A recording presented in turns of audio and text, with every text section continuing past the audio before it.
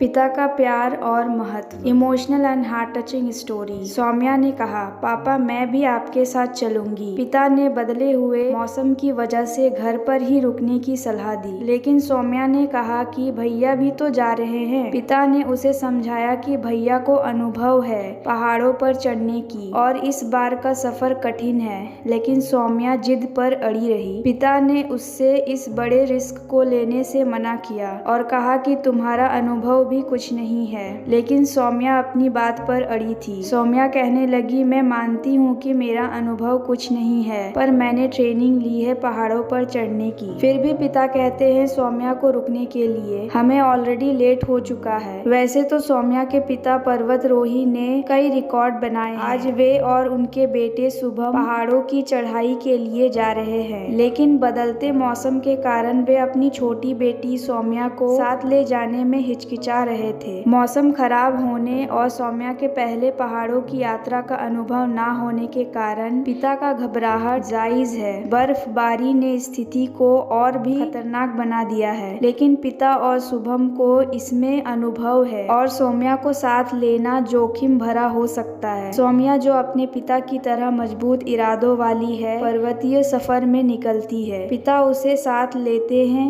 लेकिन रास्ते में उसे मनाने की कोशिश करते हैं। शुभम रस्सी में बंधे कांटों को फेंककर चढ़ाई शुरू करता है। पर्वतों की चढ़ाई में पिता का ध्यान सौम्या पर ही है और सौम्या भी उनकी चिंताओं को समझ रही है। वह जोशीली है और वह कहती है कि पापा हमें अपने काम पर ध्यान देना चाहिए, लेकिन कई घंटे की चढ़ाई के बाद सौम्या के पैर के नीचे का पत्थर खसक कर गिर जाता है। सौम्या की चिल्लाहट से पिता घबरा जाते हैं, लेकिन वह समझदारी से उसकी ओर बढ़ने का प्रयास करते हैं। सौम्या खुद को संभाल लेती है, लेकिन पिता को डर लगता है। फिर उन्होंने शुभम को सबसे ऊपर, सौम्या को बीच में और खुद को सबसे नीचे रखा। कई घंटे की चढ़ाई के बाद पर्वत की मंजिल नजर आती है। तीनों खुश होते हैं, लेकिन सौम्या की खुशी इतनी है कि वह अपने भाई शुभम के साथ खुशी से उछल पड़ती है। उछल कूद से रस्सी में बंधी दो रस्सियों में दबाव के कारण एक रस्सी टूट जाती है। टूटते ही तीनों पहाड़ों की चोटी से लटके नजर आते हैं। रस्सी की क्षमता नहीं है तीनों का भार सहन कर पाने की, लेकिन धीरे धीरे रस्सी भी कटने लगती है। यह देखकर सबको घबराहट होती है। अगर रस्सी टूटी तो वे गहरी खाई में जा गिरेंगे। शुभम और सौम्या सहारा लेने में असफल होते हैं और उनके प्रयासों से रस्सी तेजी से टूटने लगती है। अचानक घर घर की आवाज सुनाई देती है और जब वे नीचे देखते हैं तो उनके सामने कुछ ऐसा दृश्य आता है। सौम्या के पिता रस्सी काटने में लगे हैं। इस रस्सी को काटना एक पिता का दायित्व